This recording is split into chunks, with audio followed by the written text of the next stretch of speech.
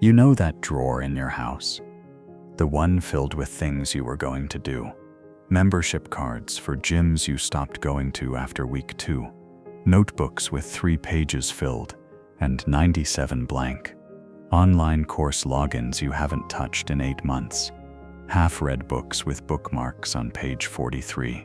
Every object in that drawer is a promise you made to yourself, and every object is a promise you broke. And maybe you've started to believe something dangerous about yourself, that you're just not the kind of person who finishes things. But what if that's not true? What if finishing has nothing to do with who you are, and everything to do with what nobody ever taught you? Stay with me, because by the end of this story, you'll understand why the middle is where most dreams die, and how to survive it. This is about a woman named Zara, 30 years old, works as a graphic designer at a marketing agency. Talented, creative, the kind of person whose initial ideas always impress people. But Zara had a secret shame. Her apartment told the whole story. A half-assembled desk in the corner. She'd started building it 9 months ago. Got through step 12 of 37, then stopped. A novel manuscript on her laptop, 18,000 words. Untouched since last April. A guitar leaning against the wall. She'd taken 6 lessons. Learned 3 chords, then quit. A Japanese language app on her phone. Streak, 0 days.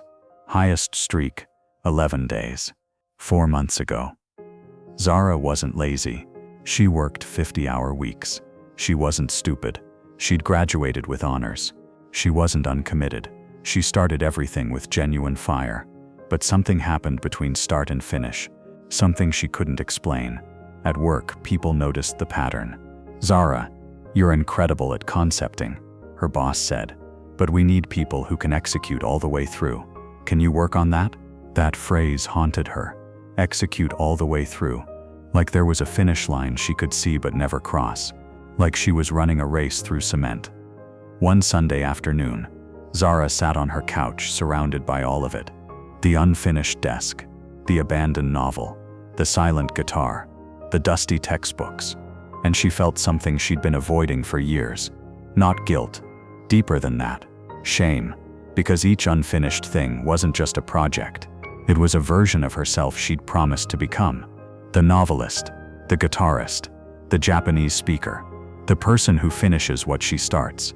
And she'd abandoned every single one of them. She pulled out her phone, typed into a productivity subreddit. "Why can't I finish anything? Am I broken?" The responses came fast. "You're not broken. You just have shiny object syndrome. ADHD? Get tested. You're addicted to the dopamine of starting. Finishing requires discipline." Zara read them all. None of them felt right. None of them felt like the answer. Then one comment appeared. From a user named Finishline Mentor. "You're not broken. You've just never been taught the bridge method. DM me if you actually want to finish something for once." Zara hesitated, then messaged.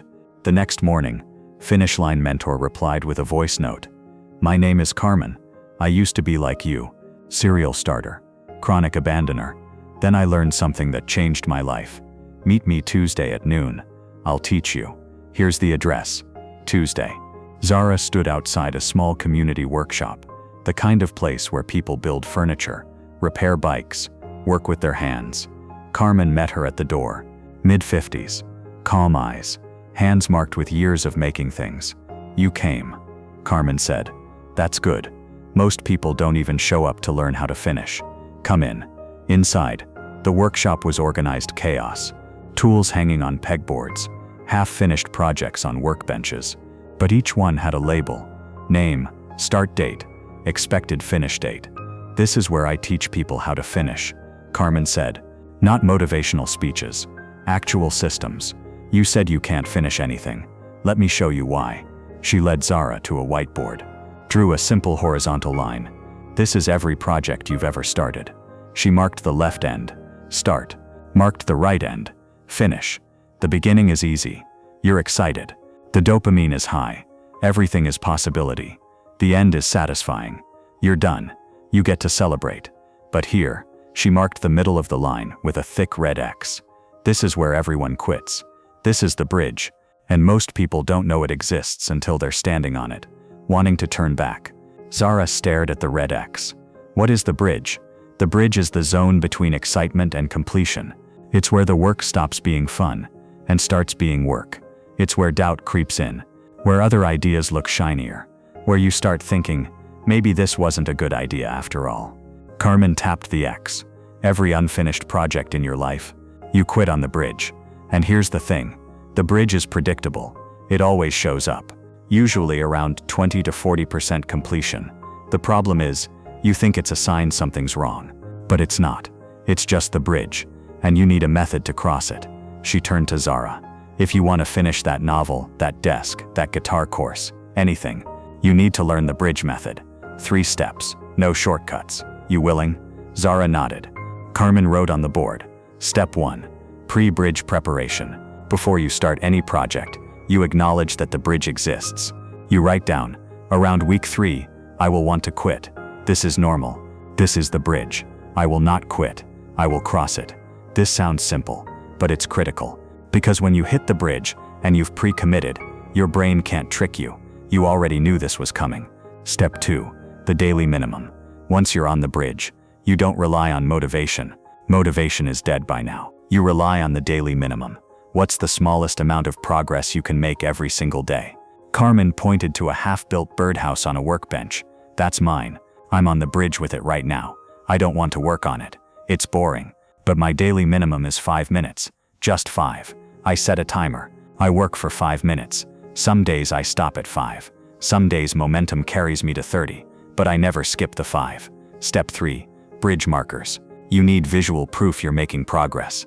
Because on the bridge, progress feels invisible. So you create markers, check boxes, percentage counters, something tangible that shows you're moving forward even when it feels like you're standing still. Carmen pulled out a chart, showed Zara a project broken into 30 small tasks. 22 were checked off. See this? I'm 73% done. That number keeps me going, because I can see I'm closer to the end than the beginning. Without that, I'd quit. Our brains need evidence. Zara felt something click. So, it's not about willpower?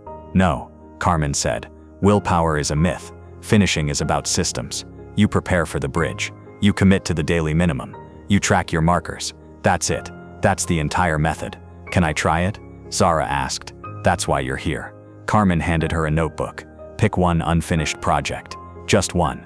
The smallest one. Zara thought. The desk. It's been sitting there for 9 months. Good. How many steps left? 25 steps. Okay, here's what you do. Write this. I will complete 1 step per day, every day, for 25 days. Even if I don't feel like it, even if it's boring, I will cross the bridge. Zara wrote it down. Now go home. Carmen said. Start today. Step 13. Set a timer for 15 minutes. Do 1 step. Come back next week and tell me how it went. Zara went home, stared at the desk. Read the instructions for step 13. 15 minutes. Just 15. She set her timer. Started. The first 5 minutes were awful. Her brain screamed at her to stop, to do literally anything else. But she kept going. By minute 10, she was focused. By minute 15, she'd finished step 13. She looked at the desk. Still unfinished, but 1 step closer. Day 2, step 14. Day 3, step 15. On day 5, she didn't want to do it. She was tired. She had a headache. The idea of working on the desk felt unbearable, but she remembered. Daily minimum. 15 minutes. She set the timer. Did the step. Felt nothing. No satisfaction. No joy. Just completion. Day 7. Day 10. Day 15.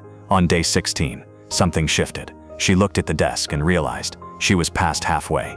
More done than undone. For the first time in 9 months, she could see the finish line. Day 23. She attached the final drawer. Day 25. She tightened the last screw. The desk was done. Zara stood back, stared at it. A fully assembled desk. She'd done it. She'd crossed the bridge. She cried. Not because the desk was beautiful. It was fine. Just a desk. She cried because for the first time in her adult life, she'd finished something that fought her in the middle. She went back to Carmen, showed her photos. Carmen smiled. How do you feel? Different, Zara said. Like I can trust myself now. That's what finishing does, Carmen said. It rewires your identity. You're no longer someone who quits on the bridge. You're someone who crosses it. Zara chose a second project. The novel. 18,000 words written. 30,000 to go. She broke it into 60 days. 500 words per day, daily minimum. Some days she wrote 500 words of garbage. Some days she wrote 1,000 words of gold, but she never skipped. 60 days later, she typed the end. 48,000 words, a complete first draft. Not perfect, not publishable yet, but complete. She'd cross the bridge again, then the guitar, then the language app. One by one, she went back to the things she'd abandoned. Not all at once, one at a time. Daily minimum, bridge markers, pre-committed to crossing. 6 months after meeting Carmen, Zara had finished 5 projects, 5 things she'd started and abandoned. Now complete. Her boss noticed. Zara, whatever you're doing differently, keep doing it. You're executing all the way through now. Zara smiled. I learned how to cross the bridge. Here's what Zara learned, and what you need to hear. Lesson 1. The bridge is not a bug. It's a feature. Every project has a middle, where it stops being fun. That's not a sign you picked the wrong project. It's a sign you're exactly where you're supposed to be. Expect it. Prepare for it. Lesson 2. Motivation dies. Systems survive. You will not feel motivated on the bridge. You will feel bored, doubtful, distracted. That's when the daily minimum saves you. 5 minutes, 10 minutes, 15 minutes, whatever you can do every single day. Consistency beats intensity. Lesson 3. You need proof. Your brain will lie to you on the bridge. It'll say you're not making progress. So you need visible markers, checkboxes, percentages, something that shows you, I'm moving forward, even when it doesn't feel like it. So here's my challenge to you. Right now, think of one thing you started but never finished. One project sitting in your metaphorical drawer. Not the biggest, not the most important, the smallest. Then do this. Write down, I will cross the bridge. I expect week 3 to be hard. I will not quit. Break the project into small daily steps. Commit to the daily minimum. 10 minutes a day. Every day. Track your progress visually. Then start, today. Because the version of you that finishes things, that person isn't hiding in the future. They're not waiting for more discipline or motivation. They're waiting on the other side of the bridge, and you can cross it, starting today.